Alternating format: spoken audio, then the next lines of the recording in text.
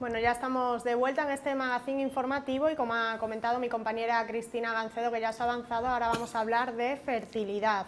Y lo vamos a hacer con el doctor José de Julián de la Clínica Norva de Cáceres. Buenas tardes, José. Buenas tardes. Bueno, José, en primer lugar quiero que hablemos un poquito de la clínica. ¿Cuándo se puso en marcha esta Clínica Norva? El proyecto de Clínica Norva surgió en el año 2000. Hacíamos ginecología, hacíamos porque éramos el doctor Gallego y yo, aunque luego él ya lo dejó. Y bueno, pues más o menos un 15% de las parejas en edad fértil tienen problemas de fertilidad y nosotros mandábamos todas las que veíamos, que era bastante, las mandábamos fuera. Y a mí siempre me ha gustado, siempre me atrajo mucho la endocrinología y por tanto la reproducción dentro de la especialidad nuestra. Y bueno, me costaba dar el paso porque era solo y es bastante esclavo, aunque ahora me vea otra vez solo, pero nos animamos mutuamente, yo creo, el doctor Gallego y yo, y nos planteamos que estas mujeres, ¿por qué tenían que marcharse fuera y no hacerlo nosotros? Y esa fue un poco el embrión, ilusión y rodearnos de un buen equipo y hasta hoy. Fuera de Extremadura te refieres, doctor, porque aquí en Extremadura no existía ninguna clínica. Entonces no existía. Luego, poco tiempo, yo creo que empezaríamos más o menos los pasos iniciales en la misma época, pero nosotros tuvimos muchísimas trabas burocráticas porque era la primera vez que se abría esto y ellos abrieron antes, pero poco tiempo. Quiero decir que la mandábamos fuera porque no había ninguna, ni pública ni privada. Luego la pública de Extremadura tardó más tiempo, la de la Junta tardó más tiempo en abrirse. ¿Cuál fue el principal objetivo que os planteasteis al poner en marcha esta clínica en Cáceres? Yo creo que el objetivo fue ese. Veíamos que las mujeres se tenían que ir con toda la pena. Ya de por sí es o si vive como un cierto drama con tensión la reproducción, el asumir que hay un problema, primero que no vienen los niños, luego que va pasando el tiempo, que hay que someterse a un estudio y luego cuando llegaban al médico decía, pues esto aquí no puede ser, tiene usted que irse a Madrid, a Sevilla, a Barcelona, a Valencia, que es lo que estaba entonces como mucho más de moda, y eso, quieras o no, añadía también pues otro factor más de tensión, de estrés, si se quiere, al problema de la infertilidad. Han pasado ya 12 años desde que se puso en marcha la Clínica Norva. ¿Un balance de estos 12 años, José? Bueno, pues el balance es tremendamente positivo por la felicidad que produce. En números, pues ya hay más de 1000 nacidos como consecuencia de los tratamientos de inseminación o de fecundación in vitro, pero sobre todo el balance yo creo que es simplemente si pudiesen estar quien nos está viendo ahora, un día viendo la cara de agradecimiento, los gestos de agradecimiento, el apretón de manos o el beso que te dan las personas que han conseguido un niño después de todo este periplo, unas veces más largo o más tenso y otras veces menos, entenderían perfectamente que con eso es suficiente para que Clínica Norva o cualquier otro proyecto de tratamiento de fertilidad estuviese abierto. ¿Con qué equipo de trabajo contáis en la clínica, doctor? Nosotros somos 2 auxiliares de clínica, 2 biólogas en este momento, y el anestesista que trabaja y un ginecólogo que soy yo, ¿no? Éramos 2 ginecólogos. También el problema es este de la ginecología, por lo que comentábamos antes de salir aquí a la pantalla, que no ha habido ginecólogos en su momento. Ahora yo creo que probablemente pueda plantearse nuevamente, pero esta escasez hacía que Cáceres, que no es un sitio que tenga un efecto llamada como pueda ser Madrid, Valencia, Barcelona, por otras circunstancias, además de la reproducción, simplemente de la reproducción dentro del campo de la gine, pues hacía difícil que un ginecólogo quisiese venir a Cáceres exclusivamente a hacer reproducción. ¿Cómo estudiáis cada caso? Cuando llega una pareja, cuando llega una mujer, ¿cómo estudiáis cada caso? Pues depende, si ya viene estudiada, que yo también aquí insisto mucho que el tiempo es un factor importante, porque una de las causas de por qué está aumentando la infertilidad, la esterilidad, es por la edad de la mujer. Entonces, como ya la mujer hoy día se plantea por su acceso al trabajo, la maternidad más tarde, le cuesta conseguir un puesto de trabajo, le cuesta consolidarlo como para que inmediatamente se plantee la maternidad, todo esto hace que llegue más tarde y claro, la biología no ha cambiado, y la biología sigue teniendo sus límites y a tal edades la fertilidad empieza a disminuir de una forma natural y entonces, independientemente de si además de eso hay otro problema, pues ya es el problema que haya más la edad. Entonces nosotros lo que queremos es que si es vía seguridad social donde sea, rápidamente se aborden. Y digo esto porque los tiempos en la seguridad social son diferentes, no porque se haga mal, sino simplemente que hay otro ritmo, porque hay seguramente mucho más, la lista de espera es mayor, los tratamientos son mucho más complejos porque abarcan más patologías y eso hace que se vaya demorando. Eso es importantísimo porque muchas veces las pocas oportunidades que le quedan a una mujer la está perdiendo en la lista de espera. Así que yo pido que bien vía seguridad social o bien vía privada, como vayan, que vayan cuanto antes. Una pareja, si está por debajo de los 35 años, pues correcto que espere un año con relaciones normales, sin utilizar métodos anticonceptivos, y si al año no se ha quedado, que se ponga en manos del especialista. Y si está por encima de 35 años, que no espere un año, 6 meses, y se ponga en manos para el estudio. El estudio cada vez más, una cosa es, por ejemplo, cuando se está o investigando o se quiere publicar, que haya que ser un poquito más exhaustivo en el estudio, pero si estamos hablando del pragmatismo de la clínica, de lo cotidiano, diariamente, el estudio es rápido, en 2-3 ciclos, es decir, 2-3 meses, puede estar completo y ya sabemos las causas o las desconocemos, que todavía hay capítulos que no se conocen. Únicamente que sabemos que como además tratándolos a veces se consigue el embarazo, incluso no sabiendo la causa, tratamos. Pues 2 meses de estudio son suficientes para saber lo suficiente y pasar a la acción. ¿Cuál es el principal o la principal causa o el principal problema que se plantea? Yo creo, por lo menos en la privada, que quizás llegan ya también un poco filtradas, porque en algún sitio se quedan las jóvenes, nosotros cada vez tenemos más mujeres de edad, de 38 años en adelante. Y como digo, desde los 35 años la fertilidad ha empezado a disminuir. Es raro que lleguen mujeres jóvenes. Dentro del campo general, aparte de ese capítulo edad, la anovulación, los errores ahí, los mal funcionamientos en la ovulación, en todo ese complejo mecanismo que no vamos a ahora detallar, de relaciones entre hipotálamo, hipófisis, ovario y el resto de las glándulas, pues todo lo que sean trastornos de esa línea serían probablemente el siguiente grupo de causas.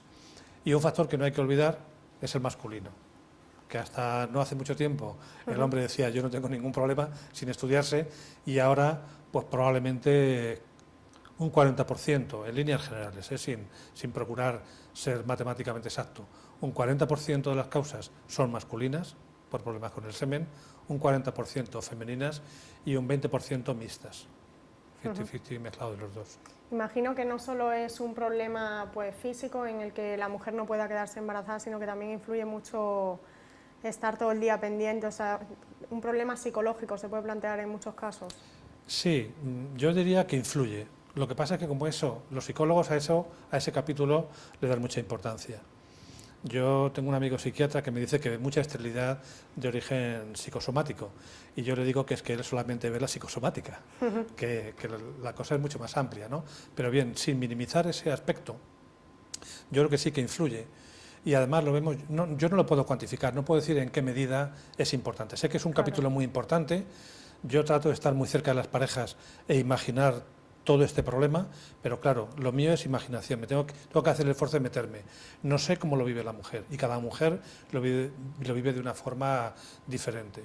Yo sé que es un drama, yo sé que además a veces nosotros lo aumentamos con toda nuestra presión, con los tratamientos, con las expectativas que creamos, por eso procuramos ser muy realistas desde el principio, decirles que el Clínica Norma no es Lourdes, ni ningún sitio es Lourdes, los resultados son los que son, más o menos tenemos los mismos porque vivimos de ello y procuramos, y si una cosa no la sabemos, la aprendemos, no quepa la menor duda, entonces procuramos hacer las cosas lo mejor posible, sin despreciar a los que sean mejores que nosotros, tal. Seguramente no somos los mejores, tampoco somos los peores, pero quiero decir que casi todo el mundo intentamos hacerlo lo mejor posible y utilizamos las mismas armas, los mismos recursos. Lo psicológico, pues evidentemente, como digo, influye, no sé en qué medida, pero sí que quizá nosotros, los que no somos psiquiatras o psicólogos, deberíamos darle un poquito más importancia, y probablemente los psicólogos o los psiquiatras un poquito menos, y pensar que lo somático también tiene su peso. Imagino que cuando os habéis encontrado con el caso de una pareja, se hace el estudio tanto al hombre como a la mujer, no hay ningún problema aparente o no se encuentra ese problema, ahí es cuando ya se pasa a pensar que quizá está influyendo de manera psicológica. No, yo en lo psicológico pienso siempre, pero también con los años, con la experiencia, pues muchas veces se ve. en general. Cuando entra una pareja, una mujer, te das cuenta si entra subiéndose por las paredes o no. Entonces, ¿en qué medida puede influir? Sigue existiendo, como decía antes, la esterilidad de origen desconocido, y el que no la encontremos la causa no quiere decir que no exista. Probablemente dentro de unos años se sabrá. Cuando yo estudié la carrera, ni se hacía nada de lo que yo hago ahora, ni se estudiaba en buena medida. Y han sido unos cuantos años los suficientes para ahora tener conceptos completamente nuevos, darnos cuenta que hacíamos cosas o que se hacían cosas equivocadas y que muchas no se hacían porque no se conocía. Entonces, seguramente dentro de unos años pasará también esto. No todo lo que no conocemos es de origen psicológico, la causa. Hemos hablado de que ese problema puede tenerlo la mujer, doctor, pero también has comentado que el hombre también puede influir y puede ser el causante de esa infertilidad o esterilidad. Vamos a hablar del estudio por separado. Sé que lleváis a cabo un estudio por separado de la mujer y del hombre. Vamos a hablar en cada caso. ¿Qué se hace con la mujer y qué se hace con el hombre? Pues esquematizando mucho, nuestro objetivo cuando llega una pareja a la consulta, aparte de establecer una buena química, que es importante, tiene que haber mucha confianza. Yo no sé, eso lo aprendí, y no sé si desde la cuna o en la universidad. Eso es haciendo un inciso. No sé ahora porque no conozco la universidad, pero conozco muchos de los médicos de ahora, y yo creo que el capítulo ese universal de la universidad en parte se ha perdido. Se habrá ganado eficacia en otras cosas, pero creo que se ha perdido. Y yo recuerdo muchas cosas que aprendí fuera de los libros, viendo y viviendo circunstancias que no puedo asegurarlo, pero probablemente ahora no se den, ¿no? Entonces, eso es lo que me hace, y la experiencia de los años, que esa comunicación y esa química es importantísimo. Yo creo que lo es para todo, seguramente lo es también aquí en un plató, y lo es en medicina. Y luego, lo que es parte técnica, en el varón pronto, porque las pruebas del varón son más cómodas que las de la mujer, pues pronto descartar si estamos ante un factor masculino o no, hacer un seminograma completo, con recuperación, con un montón de cosas, pero con eso prácticamente podemos descartar o sabemos si el varón es fértil o no lo es, y pasamos a la mujer. Y la mujer, o simultáneamente, ¿no? Lo que sí que hacemos es que antes de someter a la mujer a pruebas que sean un poquito más dolorosas, descartamos lo del varón. Pero ya digo que esto en 2 meses, en 2 ciclos, está todo hecho prácticamente. Y entonces en la mujer, fundamentalmente, que anatómicamente esté bien, es decir, la ecografía hoy día nos va a ayudar, son los ojos del ginecólogo, y nos va a ayudar para descartar probablemente buena parte de las malformaciones. La radiografía de las trompas, o también utilizar el suero y la ecografía, pero yo todavía no he descartado la radiografía de trompas, nos ayuda a saber si son permeables.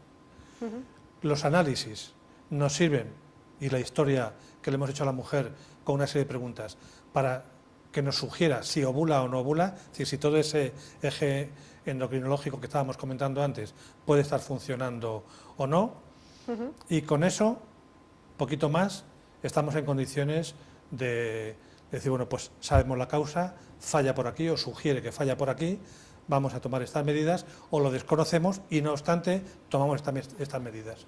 ¿Qué posibles patologías pueden repercutir en la fertilidad del hombre? Bueno, pues desde el tipo de vida, es decir, la calidad del semen está bajando, probablemente por el estrés, por el tabaco, las drogas, la cantidad de aditivos, de contaminantes que pueda haber en el medio ambiente, pesticidas, en la alimentación. Yo creo que un poco el tipo de vida es el causante fundamental de esta caída en la calidad del semen. Por lo menos los expertos, los andrólogos, es lo que nos están diciendo. Y luego enfermedades, pues desde la criptorquidia, decir que en su momento no hubiesen bajado, los cánceres, sobre todo con la radiación, con la medicación, que también aquí aprovecho para decir, lo digo siempre y no nos llegan, pacientes que se van a someter a tratamientos o bien quirúrgicos y van a intervenir sobre el testículo, o bien luego radiaciones por tumores que antes congelan el semen, y la mujer los ovocitos, que ya se puede hacer también. Y luego enfermedades generales, enfermedades endocrinas que afecten al sistema endocrino o que afecten mucho al estado general del varón. No hay que olvidar que la reproducción en la especie humana es una función de lujo. No se puede vivir sin comer, no se puede vivir sin respirar, pero sí podemos vivir sin procrear. Entonces, si algo falla a nivel general, de las primeras funciones que se van a ver repercutidas es las que no son vitales, como es la reproducción. ¿Cuándo empieza a disminuir la fertilidad de una mujer? ¿A qué edad? a partir de los 35 años. Y hasta los 35 años, o sea, ¿qué margen de edad es el apropiado para que una mujer...? Cuanto antes. Sí, que debería antes de los 35. El problema que nos encontramos, como decíamos antes, que hoy día difícilmente una mujer antes de los 30 se plantea la maternidad. Claro. Me parece que la media, leía no hace mucho, estaba en 32, 33, la edad de tener el primer hijo. Y se va retrasando. Claro, si no hay ningún problema y la mujer se lo plantea todavía dentro de esas edades, pues se va a quedar embarazada bien. Pero estamos hablando de ese 15% de población que tiene un problema, a los 20 y a los 35. Pero claro, a los 20 primero hay más tiempo para estudiar y para tratar y no hay ninguna otra cosa que su problema. Pero a los 38 tiene el problema que tenía y que le hacía incluirse en ese 15% de la población que tenía el problema, más la fertilidad que ha disminuido y que le habría disminuido igual aunque no hubiese tenido problema ninguno. Entonces, por eso digo que la edad, si una mujer, yo en la consulta les animo mucho, ¿no? Y a veces me meto y le pregunto qué edad tiene, pues ya tendrías que irlo pensando y se ríen. No lo digo en broma, lo digo porque vemos todos los días este drama y el problema de cómo la edad repercute luego en las posibilidades. Así que mujer, la que no puede elegir por sus circunstancias, pues circunstancias mandan, pero la que puede elegir sobre sus circunstancias, se lo digo siempre, procura cuanto antes. En ese cuanto antes me estoy refiriendo en esos 30-35 años en los cuales todavía la edad no ha empezado a influir. Si ya ha pasado los 35, cuanto antes. Hemos hablado de las patologías que pueden influir en el hombre y en las mujeres, ¿qué puede influir? Pues toda esta patología orgánica también, de posibles malformaciones sobre el aparato genital interno, tabiques, anomalías en la formación del útero, las trompas obstruidas, patologías que obstruyen las trompas, las endometriosis, por ejemplo, las infecciones pasadas de tuberculosis, haber convivido con tuberculosis desde pequeño, haber tenido infecciones importantes, graves, ascendentes, que han producido adherencias, ya digo, la endometriosis muy a menudo. Y luego, esa esterilidad de ese fallo endocrinológico en el eje, en la conversación que tienen hipotálamo, hipófisis, ovario, la anovulación tipo 2, los ciclos anovuladores, por ejemplo, el ovario poliquístico, que vemos mucho en reproducción, vemos mucho.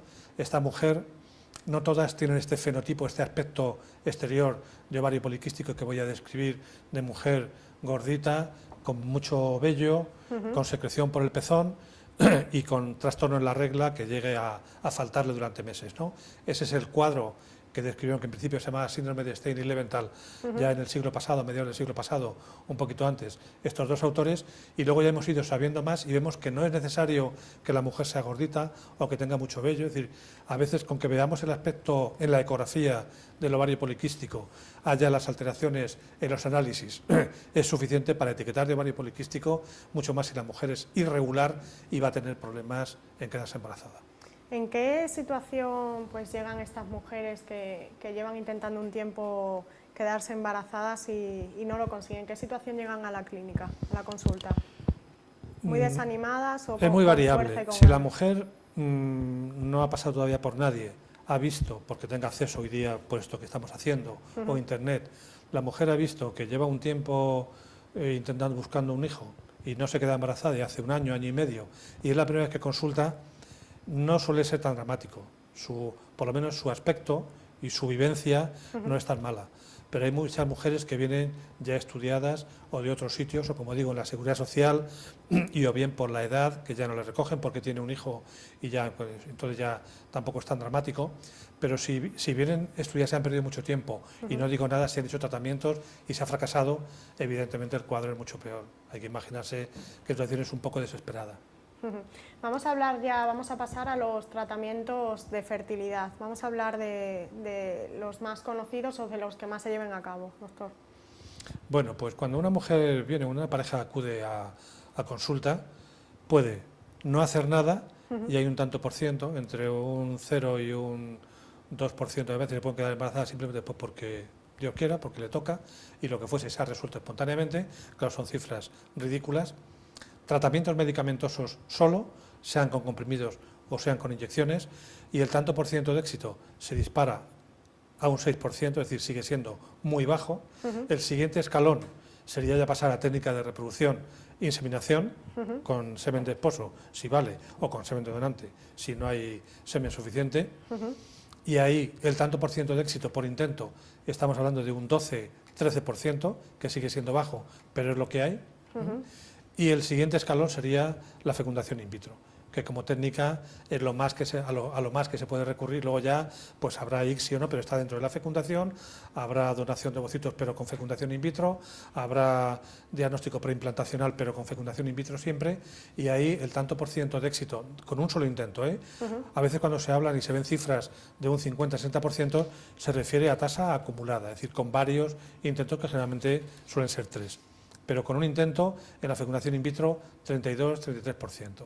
Es decir, 1 de cada 3 mujeres se va a quedar embarazada haciendo un intento solo de fecundación in vitro. ¿Cuál es el tratamiento pues, que más se lleva a cabo de todos?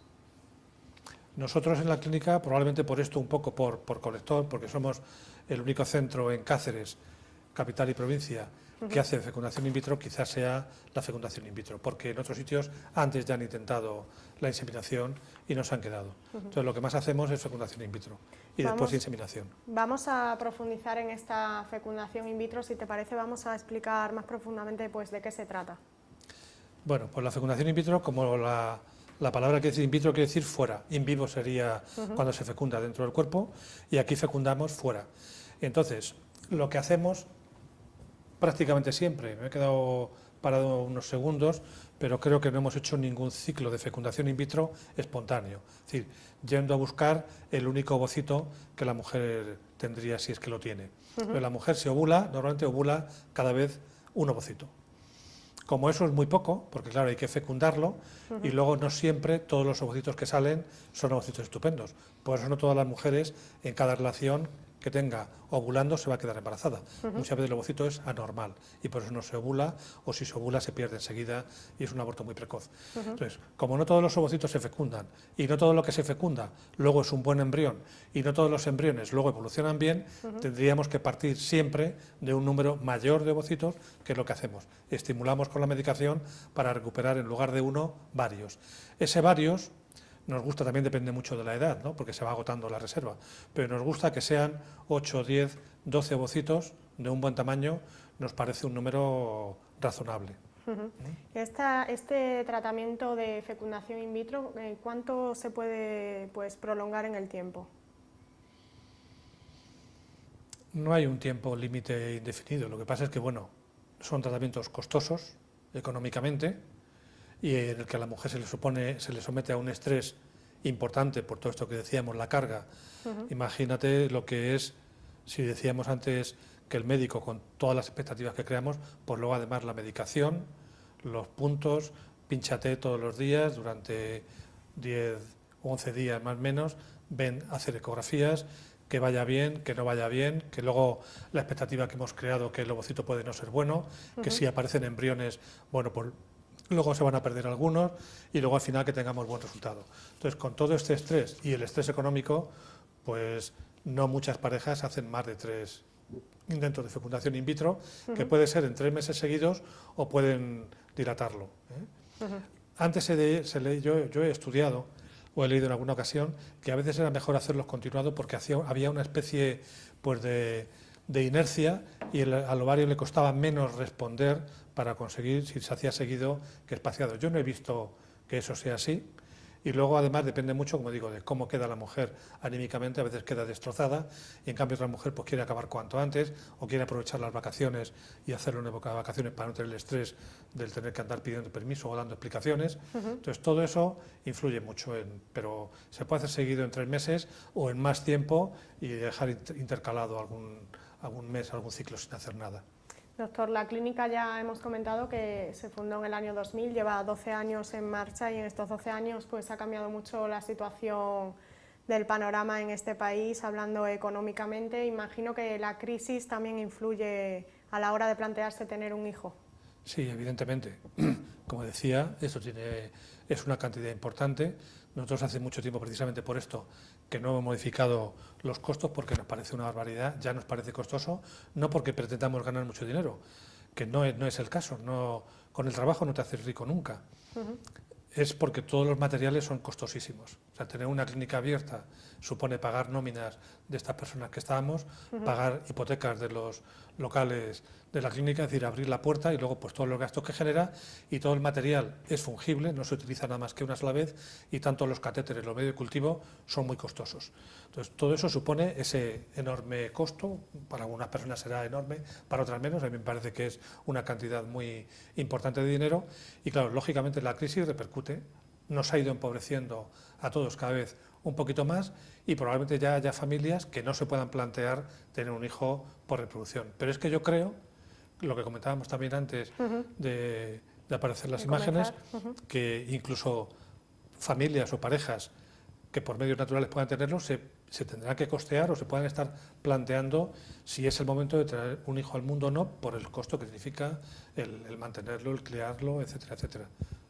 Los tratamientos de fertilidad imagino que dependerán también de... No todos costarán lo mismo. ¿Cuál es el más barato y cuál es el más caro? La inseminación es mucho más barata. Creo, si se pueden dar cifras, creo que por lo menos en Clínica Norma la inseminación son 1.000 euros, pero en medicación se gasta la mujer casi otros tantos.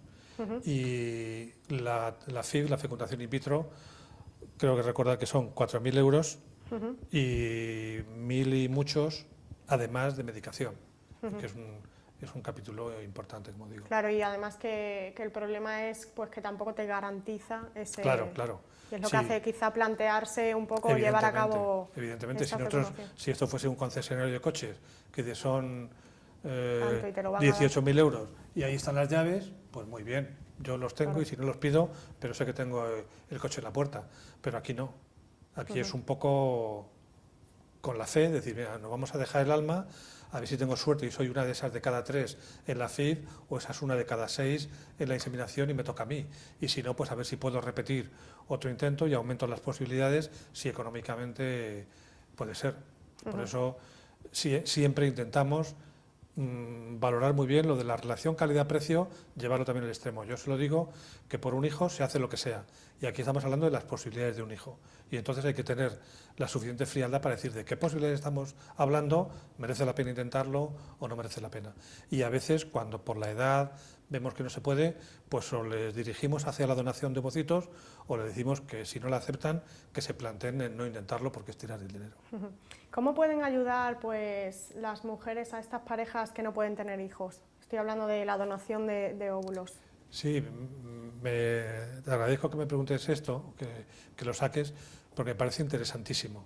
Hay muchísimas mujeres, muchas por esto de la edad, otras por no hace falta la edad, fallos ováricos ocultos, menopausia precoces, pero sobre todo por la edad, que ya se ha llegado tarde y aunque la mujer siga teniendo reglas regulares, pues ya no ovula u ovula ovocitos muy malos y no se puede quedar embarazada. Y la única alternativa para estas mujeres, como para el hombre cuando su semen no sirve, es la donación. Y hoy día, aunque ya se pueden congelar ovocitos, todavía no hay bancos de ovocitos y todavía no es tan eficaz como la donación en vivo, en fresco.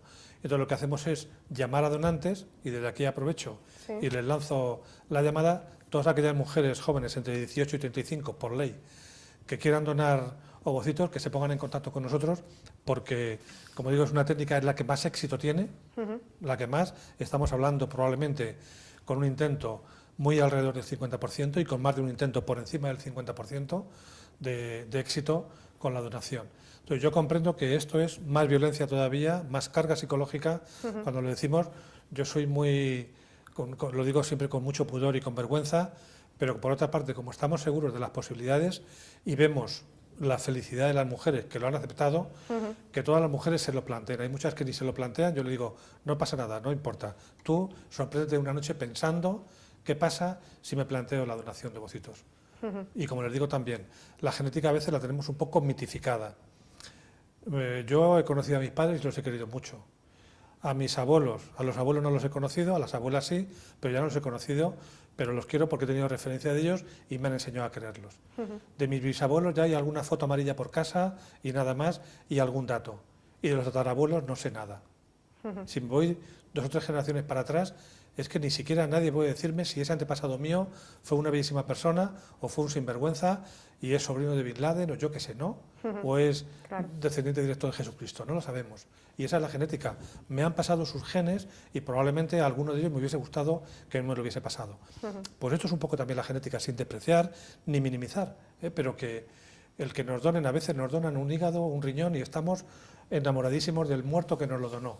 Y aquí es una célula, un ovocito que nos lo puede donar, y yo debo decir también que el dinero no es la causa fundamental. Muchas donantes, aunque esto es una práctica que está remunerada y que nosotros le damos 600 euros a cada donante y queremos subirlo porque nos hemos quedado un poco obsoletos con todo esto de la crisis, pero hay muchísimas mujeres que donan ovocitos simplemente por altruismo, por ayudar a mujeres, o porque han conocido en su familia el problema, o simplemente porque quieren.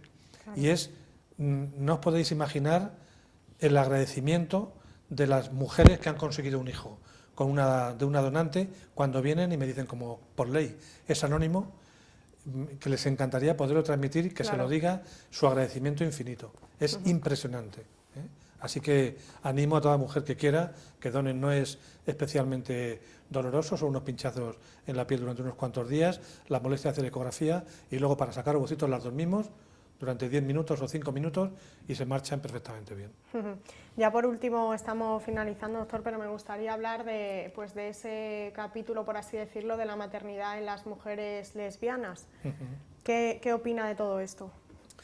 ¿Cuántas mujeres van por sí solas o con su pareja, mujeres lesbianas? Me estoy refiriendo a... A veces vienen solas y a veces vienen con la pareja. Afortunadamente, yo creo, no sé si esto a alguien le puede molestar, a mí desde luego no.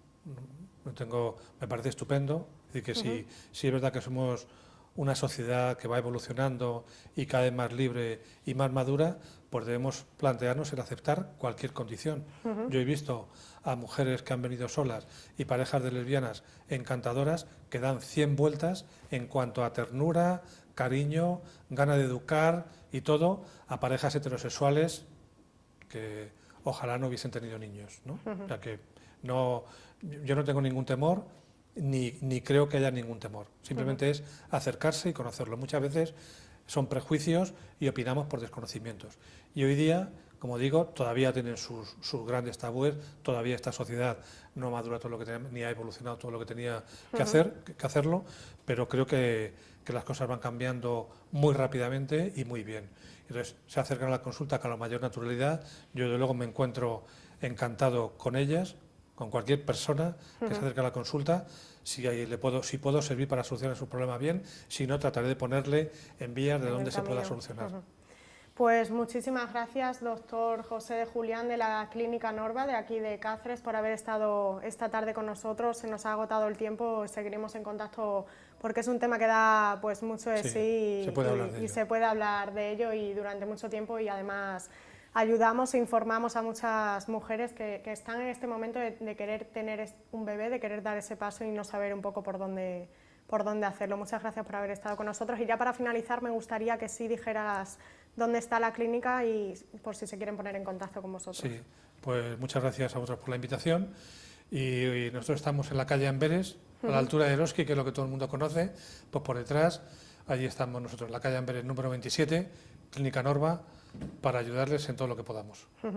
Pues muchísimas gracias, doctor, como digo, José de Julián, de la Clínica Norva de Cáceres. Te quedas aquí un momentito, ahora vienen mis compañeros a por ti y yo. Continuamos, muchas gracias de nuevo, continuamos con más temas en este magazine informativo de K30. Son aproximadamente pues las 8 menos 20 o así de la tarde, y vamos a hablar ahora del clúster de la energía de Extremadura. Para eso tenemos al teléfono a Gonzalo Barrantes, que es gerente de este clúster de la energía de Extremadura. Buenas tardes, Gonzalo. ¿Qué hay? Buenas tardes. Hola, Gonzalo. Bueno, me gustaría hablar de dos temas en concreto que vais a llevar a cabo por parte del clúster. Se trata, en primer lugar, de la acción formativa gratuita para docentes en el procedimiento de certificación y plataforma. ¿En qué consiste este curso, Gonzalo?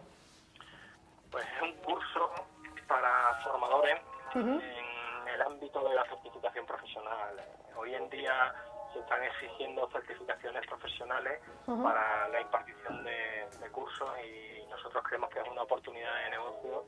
La hemos presentado dentro del proyecto Esperes de Fundación Biodiversidad. ¿Sí? Y esperamos que podamos desarrollar en la región este curso con mucha participación. ¿A quién va dirigido el curso, Gonzalo?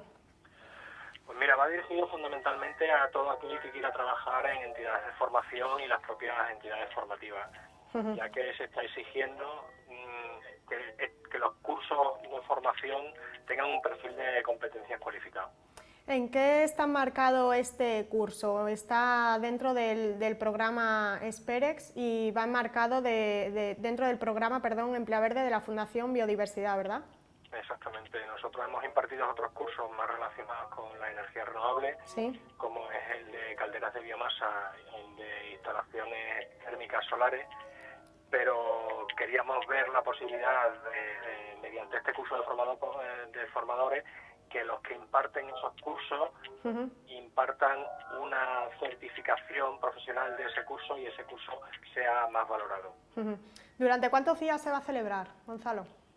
Pues el curso me parece que es una semana y pico, no te sabría decir con exactitud, pero es cerca de una semana, 2 semanas.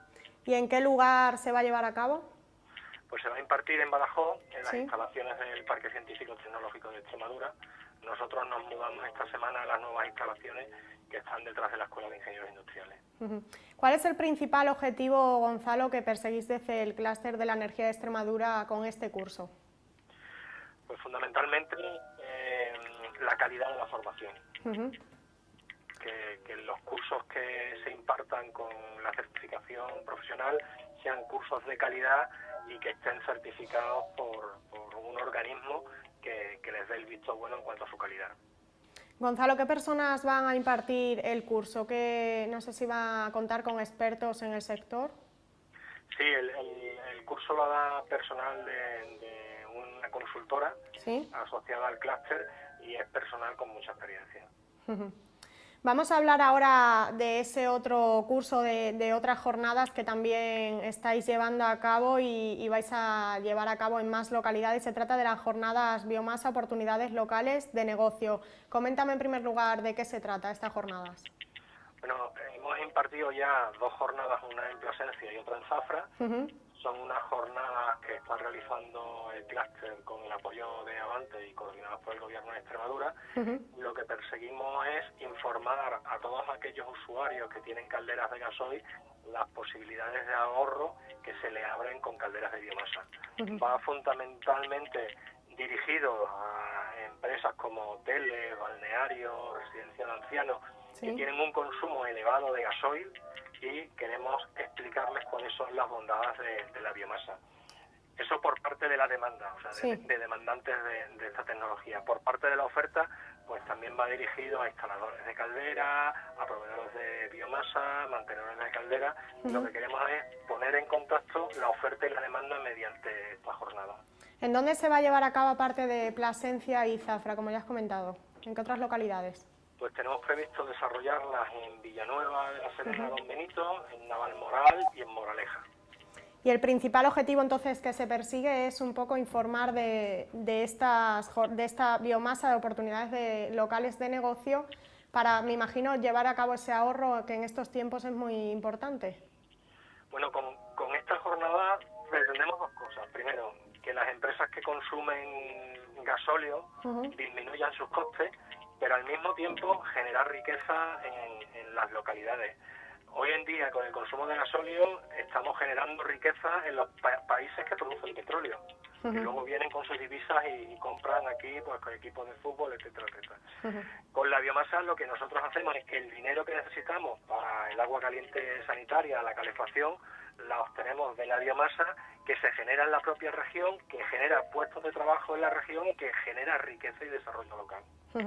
Son unas jornadas, Gonzalo, además gratuitas, que van a contar con la presencia de quién. ¿Quién se va a presenciar en estas jornadas que se van a llevar a cabo, que ya han comenzado en Plasencia y Zafra y se van a llevar a cabo en más localidades? Bueno, pues estamos contando con la presencia de una empresa experta en biomasa, que es Promociones Medioambientales Villafranquesa. El representante de Promociones Medioambientales Villafranquesa es Ignacio García Gamero. Es un ingeniero industrial con amplia experiencia en temas de biomasa y es el que imparte la jornada. Y en esta jornada, Gonzalo, se están llevando a cabo además talleres y demás actividades. Coméntame un poco pues todo lo que se está organizando en estas jornadas, que ya, como he dicho, ya se han celebrado tanto en Zafra como en Plasencia. En las jornadas explicamos qué es la biomasa, de dónde viene la biomasa, cómo se utiliza, se hacen casos prácticos, se hacen propuestas económicas para que vean las bondades de la biomasa. A rasgo rápido te podría decir que 3 kilos de biomasa equivalen a 1 litro de gasóleo, pero el coste de esos 3 kilos de biomasa es el 50% del gasóleo. Claro. Las calderas son más caras las de biomasa que las de gasóleo, un 20% más, pero esa inversión se amortiza en 3-4 años y a partir del cuarto año pues ya tienes un ahorro de un 50%.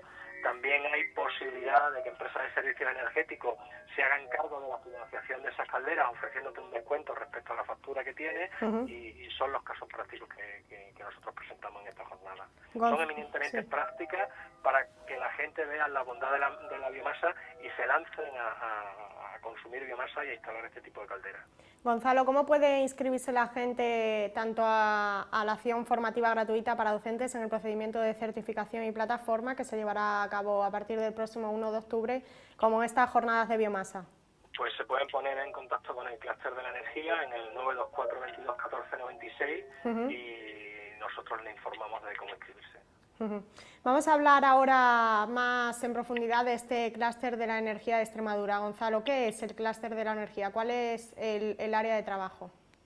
Bueno, el clúster de la energía es una asociación privada sin ánimo de lucro que está constituida por cerca de 80 entidades que cubren toda la cadena de valor del sector de la energía. Las líneas estratégicas del clúster de la energía está en el fomento de la formación de acuerdo a las necesidades del sector, el impulso de la investigación, el desarrollo y la innovación mediante la colaboración de las empresas, favorecer la internacionalización de las empresas y representar y defender los intereses del sector energético. El clúster de la energía de Extremadura, hay que recordar que se puso en marcha en el año 2008. ¿Cómo han sido estos años, estos 4 años, Gonzalo? Bueno, pues el clúster de la energía, que como te digo, que cubre toda la cadena de valor del sector de la energía, tiene una fuerte presencia del sector de las energías renovables. Del 2008 al 2010, con el boom de las energías renovables, ha habido mucha actividad, pero lamentablemente con los recortes y las moratorias a las renovables y las diferentes leyes, pues nos ha venido afectando negativamente. No obstante, hasta este año el crecimiento de asociados en el clúster ha sido bastante importante. Este año hemos notado un parón e incluso algunas empresas que estaban en el clúster pues no han podido continuar porque han desaparecido o han tenido problemas económicos. Claro, me imagino que como en todos los ámbitos la crisis también está influyendo. Gonzalo, ¿qué otras actividades, aparte de estas dos que ya hemos comentado al inicio de la llamada, de la conexión telefónica, qué otras actividades o jornadas pues lleváis a cabo desde el clúster de la energía? Bueno, el clúster de la energía, junto con el Gobierno de Extremadura, está impulsando el desarrollo del plan estratégico de la biomasa, que consideramos que la biomasa en Extremadura es bastante importante, y estamos colaborando como socios en varios proyectos europeos. Un proyecto para unificar el perfil de competencia de los instaladores de calderas de biomasa, otro proyecto para tratar de disminuir el consumo energético en los ayuntamientos, de manera que las empresas que proporcionan energía a los ayuntamientos le pasen los datos de estos consumos y los puedan gestionar y entender dónde consumen y dónde pueden disminuir el consumo. El proyecto Espere que hemos hecho de formación de varios cursos. Tenemos otro proyecto que lo que estamos realizando son estudios y jornadas del sector de la energía, y hemos presentado varios proyectos ahora al Ministerio de Industria para dinamizar diferentes subsectores del sector de la energía. ¿Cómo financiáis estas actividades y jornadas que lleváis a cabo, Gonzalo? Aparte de, imagino, de la cuota de los socios, ¿contáis con algún tipo de financiación externa? La financiación fundamentalmente son las cuotas de los socios. El clúster en sí no tiene actividad empresarial, no vamos a competir con las empresas y menos con las empresas asociadas, y lo que hacemos es presentar propuestas de los proyectos que nos interesan a nosotros a diferentes convocatorias nacionales, regionales y europeas que nos cofinancian un porcentaje importante de estos proyectos, y el resto lo cofinanciamos con las aportaciones de los socios. ¿En qué consiste esa bolsa de trabajo que también proporcionáis? Bueno, pues el clúster tiene en su página web una bolsa de trabajo, recibimos muchos currículum, pero lamentablemente a día de hoy pues las empresas no están demandando tantos puestos de trabajo como se demandó en el nacimiento del clúster. Hoy en día, como te he comentado, el sector está paralizado por la moratoria de las renovables y no se demandan tantos puestos de trabajo. Por lo tanto, ¿cómo calificas pues el sector en esta región, en Extremadura? El sector de la energía en Extremadura yo creo que es la industria más significativa de toda Extremadura. Debemos de luchar por ella porque Extremadura tiene grandes posibilidades para desarrollar este sector, pero claro, lo que necesitamos es que jurídicamente las leyes acompañen para el desarrollo del sector. Y hoy en día en España hay una inseguridad jurídica que no favorece la inversión de capitales en este sector. Ahora con la propuesta de anteproyecto de ley que a todas las compañías que generan electricidad se le ponen una serie de impuestos, suponen para Extremadura, pues para empezar, que la industria más significativa que tiene Extremadura va a tener que hacer frente a una tasa que va a notarse bastante en su cuenta de resultados. Los beneficios de estas empresas van a disminuir y creo que disminuirán también los ingresos que estas empresas vía impuestos autonómicos hacían a la región, además de la creación de puestos de trabajo y dinamización de la economía. Pues Gonzalo Barrante, gerente del clúster de la energía de Extremadura, muchas gracias por haber estado esta tarde con nosotros aquí en este magazine de K30. A vosotros. Muchas gracias. Hasta luego. Bueno, ahí dejamos a Gonzalo Barrantes, como digo, gerente del clúster de la energía de Extremadura, y nos ha comentado, nos ha estado hablando de esas dos actividades que tienen planteadas, que tienen ahora mismo sobre la mesa: esa acción formativa gratuita para docentes en el procedimiento de certificación y plataforma, y por otro lado esas jornadas de biomasa, oportunidades locales de negocio, que se han celebrado ya tanto en Plasencia como en Zafra, pero hay en más localidades de esta región de Extremadura, que se van a llevar a cabo. Si están interesados en conocer algo más de estas dos actividades o en llevarlas a cabo, tienen que ponerse en contacto con este clúster de la energía de Extremadura, bien a través de su página web o a través del teléfono 924 22 14 96. Como ha comentado Gonzalo Barrantes. Bueno, vamos a continuar con otro tema, y se trata de esos recortes que se están llevando a cabo en educación. El otro día se inauguró el curso escolar, el curso académico en la universidad, y para hablar de esto tenemos al teléfono al responsable de la Universidad de Comisiones Obreras, a Paco Ollera. Buenas tardes, Paco. Hola, buenas tardes. Hola, Paco. Bueno, en primer lugar quiero hablar un poco de esta concentración que tuvo lugar el pasado jueves o el pasado viernes, con motivo de ese comienzo del curso universitario. ¿Cómo resultó esta concentración, Paco? Bueno, pues nosotros consideramos que fue un éxito desde el punto de vista de conseguir los objetivos que nos habíamos marcado, que era llamar la atención sobre los ataques que se están produciendo a los servicios públicos en general, no solamente a la universidad, ¿no? ¿Por qué motivo principal se hizo? ¿Por qué se llevó a cabo esta concentración? Sí, a ver, esta concentración se hizo, está enmarcada en una serie de actos de movilización que hemos considerado oportuno llevar a cabo, una plataforma que existe en defensa de los servicios públicos y asociaciones profesionales, con el fin de protestar, de rechazar todos los recortes que se están produciendo en los servicios públicos y la estigmatización de los empleados públicos, que no lleva a otra cosa pues que a unos servicios públicos muy deficientes que desde luego no van a poder atender con eficiencia con los recursos de los que se les está permitiendo disponer a la ciudadanía, ¿no? Tanto en sanidad como educación, como en función pública, en fin, todos los aspectos, ¿no? Paco, los sindicatos criticáis la no renovación de 30 asociados y prevén también la rebaja del presupuesto. Principalmente también eso fue lo que os llevó a llevar a cabo esta concentración, ¿verdad? Sí, a ver, en concreto en la universidad nosotros no solo criticamos en fin, la no renovación de estos 30 profesores asociados, sino la no renovación de los profesores asociados, de 70 profesores asociados que se produjo al principio del curso, de este curso que todavía no ha terminado.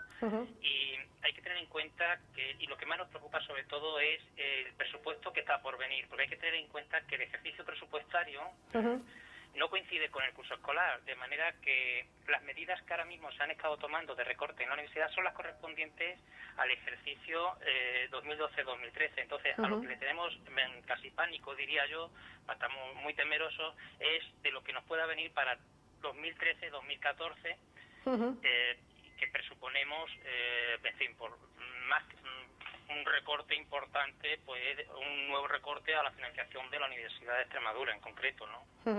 Paco, ¿cómo repercute en todas las medidas de ajuste en la calidad de la enseñanza? Bueno, esto es algo obvio, ¿no? Si tenemos menos recursos, evidentemente, pues en este caso el alumnado, por un lado, pues se va a ver privado pues de la atención necesaria, y por otro lado la merma en las partidas que se dediquen a investigación, pues tienen un efecto aún casi más grave, ¿no?, en lo que la universidad realmente produce, ¿no?, hacia a la sociedad, ¿no?, que es todo el resultado de la investigación y lo que ello conlleva, ¿no? Paco, han subido las tasas universitarias, pero lo han hecho menos que en otras localidades, que en otras comunidades autónomas. Bien, bueno, aquí en Extremadura se ha optado por incrementar el mínimo de las horquillas que el Ministerio había establecido en su Real Decreto. Ahora bien, cuando damos las cifras, siendo eso una buena noticia aparentemente, las cifras son escandalosas. Es decir, la primera matrícula, que no se ha incrementado igual que otros años, conforme al IPC, es decir, un 1,9%, no plantea más problemas, pero la segunda matrícula se ha incrementado un 65% con respecto, de media hablo, ¿vale?, con respecto al ejercicio anterior. Y la tercera matrícula un 145%. Y la cuarta matrícula un 245% respecto al 2011. Es decir, son cifras auténticamente disparatadas. Por lo tanto, esto, Paco, solo beneficia pues a los estudiantes de primer curso. Por beneficiar me refiero a la subida efectivamente del 2% en relación a otras comunidades. Claro, no perjudica, digamos, en mayor medida a los estudiantes que se matriculan no solo de primer curso, sino a los estudiantes que se matriculan por primera vez en una materia. Efectivamente. ¿De acuerdo? Pero hay que tener en cuenta, decía yo, que es verdad que en Extremadura se ha optado por la horquilla, la parte más baja de la horquilla, pero es que no podía ser de otra manera. Extremadura tiene una situación pues gravísima, con una renta per cápita muy por debajo del resto de España, y con una tasa de paro pues mucho más elevada que la del resto de España. Es decir, esto va a suponer para las familias extremeñas, que ya realizaban antes un esfuerzo importante para enviar a sus hijos a la universidad, pues que no van a llegar, es decir, no les va a llegar para poder mantener a sus hijos en la universidad. En algunos casos van a tener incluso que optar. Claro, ya hay familias que están llegando a ese extremo de tener que optar pues por los estudios de uno de los dos hijos o de uno de los tres hijos, porque no pueden costear los estudios de todos los hijos. Paco, quizá nos va a llevar esto a que solo estudien los más ricos, los que más recursos económicos tengan. Pues efectivamente. Finalmente, nosotros preveemos que en primera instancia el alumnado se vaya matriculando en menos créditos, calculando un poco sus posibilidades, y a medio plazo pues que tengan que abandonar, de tal manera que permanecerán en las universidades aquellas personas pues que puedan hacer ese esfuerzo económico, ¿no? Vamos a ir a una universidad de élite. Además, no es el fruto de la casualidad, sino es fruto de una concepción de lo que es el sistema educativo en general, ¿no?, por parte de este gobierno. Acabas de comentar que los estudiantes se están matriculando pues de menos créditos para no irse de la universidad, pero lo que va a conllevar a que se alargue ese periodo de estudio también. Claro, efectivamente se alargará el periodo de estudio. Eso será posible cuando la persona en cuestión no viva en la localidad donde esté el campus, porque si tiene que permanecer un año más fuera de su vivienda, pues fuera de su localidad, pues evidentemente no lo podrá hacer. Los datos realmente ahora estamos expectantes a ver qué ocurre, ¿no? Los datos los vamos a conocer a finales de este curso, a mediados de este curso empezaremos a conocer datos y realmente yo me temo que vamos a tener más de un drama. Hemos hablado de que quizá va a ser una generación de que solo estudien los que más recursos económicos tengan. Desde el Gobierno hablan de esa generación de jóvenes formados, pero los recortes en educación se contradicen un poco con lo que dicen desde el Gobierno de esa generación de jóvenes formados, porque al final se están poniendo muchas trabas para llevar a cabo esa formación. Sí, efectivamente. Yo creo que el Gobierno se contradice continuamente, ¿no? Es decir, últimamente, por desgracia, en fin, se dice una cosa y se hace toda la contraria. Y bueno, yo por ejemplo el otro día en el discurso en el acto de inauguración precisamente, el propio presidente de la Junta, no sé si consciente o inconscientemente, se contradecía al justificar el incremento de las tasas de matrícula. La justificaba porque había que implantar la cultura del esfuerzo, decía él, ¿no? Y a continuación, a renglón seguido, afirmaba que se había optado por la horquilla más baja porque había que garantizar el principio de igualdad, ¿no? Claro, de igualdad de acceso a la educación. Es una contradicción en sí misma, es decir, el incremento de tasa evidentemente atenta contra ese principio, ¿no? Y un principio además que recogido en la Constitución y del que parece ser que no se quiere saber nada, ¿no? Se ignora totalmente, ¿no? Paco, acabas de hablar de esa posible contradicción por las palabras del presidente del Gobierno de Extremadura, de José Antonio Monago, de buscar un poco esa élite en cuanto a la formación, en cuanto a los estudios. ¿Qué pasa con las becas de excelencia? ¿Que se premia a los estudiantes excelentes y a las personas que no tengan esa capacidad para llegar a esa excelencia no se premia? Bien, claro, las becas de excelencia pues estarán vinculadas a un resultado académico. El problema no son las becas de excelencia, que bueno, que uno puede entender que aquel que obtenga un mejor resultado pues se le debe incentivar, se debe seguir incentivando y premiando, ¿no? No ese es el problema. El problema es que las becas en España, la partida de becas se ha reducido un 20% y se ha incrementado digamos, los requisitos para acceder a las mismas. Entonces, en un informe reciente publicado, se estimaba que aproximadamente un 30% de las personas que obtenían antes becas no las podrán obtener este año. Eso sumado al incremento de tasas, pues agrava aún más el problema de poder acceder o permanecer en la universidad de la gente que no tiene pues unos recursos económicos suficientes como para podérselo permitir. Va a ser un lujo estudiar en la universidad. Además que el problema está en pues que si ya jóvenes formados tienen dificultades para encontrar trabajo, si además les falta esa formación de la universidad por falta de recursos económicos, más dificultades van a tener a la hora de encontrar ese trabajo. ¿Se tiene en cuenta la opinión de los estudiantes y de los profesores, de la gente del sector, Paco? Yo creo que no se tiene en cuenta en absoluto, de hecho, no ha habido, no tenemos, yo pertenezco a la Secretaría de Universidad de ámbito estatal, tenemos ahí constituida una mesa negociadora para todos los temas de universidad en el ámbito estatal, y desde que este gobierno accedió al poder, pues no hemos podido, esa mesa no ha funcionado para nada, es decir, no ha habido en absoluto nada de diálogo.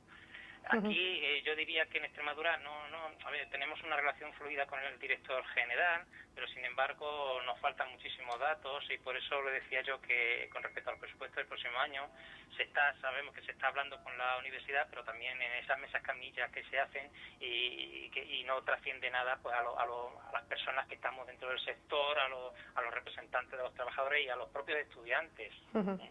El presidente del Gobierno de la Junta de Extremadura, José Antonio Monago, ha dicho unas declaraciones el otro día en la inauguración del curso que Extremadura es una de las comunidades autónomas con los precios universitarios más asequibles. Es un poco al hilo de lo que tú comentabas anteriormente, Paco. Al final la situación de Extremadura no es la de otras comunidades y no ha quedado otra opción. Claro, pero es que además hay otra cuestión, claro, evidentemente en términos globales puede ser que el importe de las matrículas sea de las más bajas de España, es posible, no lo negamos, pero hay que considerar cuál es la situación, como te decía antes, de la comunidad autónoma, ¿no?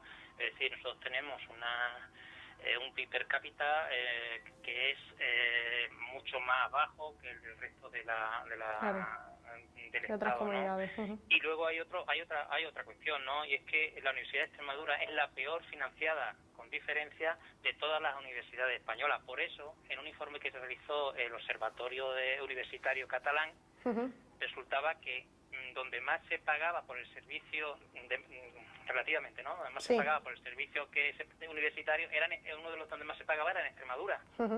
Porque claro, al dividir el coste de la universidad, lo que cuesta la universidad del área público, por las tasas de matrícula, por lo que costaba la matrícula, pues salía una cifra muy elevada, ¿no? Paco, quizá con todas estas medidas de ajuste y estos recortes en educación en el ámbito de la universidad, ¿se está cada vez abriendo más esa brecha entre el gobierno y la universidad? A ver, si hablamos de la Universidad de Extremadura, yo tengo que lamentar que no sea así. A ver, me explico, yo creo que aquí el rector está siendo muy tibio a la hora de mantener una postura respecto a lo que está sucediendo, ¿no? En la universidad y los efectos que eso va a tener en nuestra propia universidad. Con respecto en el ámbito estatal es evidente, ¿no? Hay una brecha tremenda. De hecho, los rectores de la CRUE, la Conferencia de Rectores, se han opuesto, incluso lo han escenificado, ¿no? Dejando plantado al propio ministro en más de una ocasión. Y hay declaraciones de rectores que se pueden ver estos días en la prensa que son bastante contundentes con respecto a esta medida. Y no solo de rectores, sino incluso de los consejos sociales. Hay un informe, hay una declaración de los consejos, un manifiesto de los consejos sociales madrileños sobre los recortes, sobre estos recortes de los que estamos hablando, que es para tenerlo en cuenta, ¿no? Paco, se plantea un curso pues bastante movido, con bastantes protestas por parte de los estudiantes. ¿Cómo es el calendario de movilizaciones por parte de comisiones obreras y no sé si de otros sindicatos en cuanto a educación? A ver, en educación sabes que estamos manteniendo movilizaciones continuadas, estamos manifestándonos a las puertas de los centros todos los miércoles por ahora. Tenemos previsto pasado mañana es la inauguración oficial del curso académico universitario en Madrid, en la UNED, y hay prevista una importante movilización allí.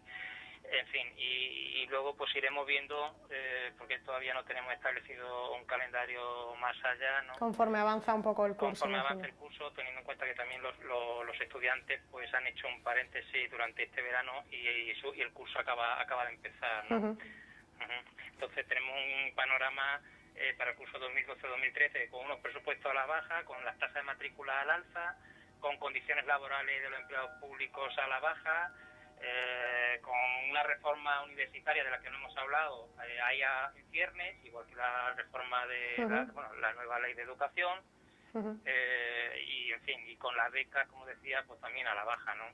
Un curso además que ha comenzado con un panorama bastante complicado y que no se ve que vaya a mejorar. Paco Llera, responsable de la Universidad de Comisiones Obreras, del Sindicato de Comisiones Obreras, muchísimas gracias por haber estado esta tarde con nosotros. Muchísimas gracias. Gracias, un saludo. Bueno, vamos a hacer una pequeña pausa publicitaria, vamos a ver si nos pasamos este calor que estamos pasando hoy aquí en el plató. En la calle parece que ha refrescado, pero aquí en el plató hoy hace muchísimo más calor que otros días. Y volvemos en un momento con más temas, con la Asociación de Empresarios de Zafra y con el Punto Limpio de Don Benito. Vamos a hablar de estos dos temas para acabar el programa, el magazine informativo de hoy. Volvemos en un momento.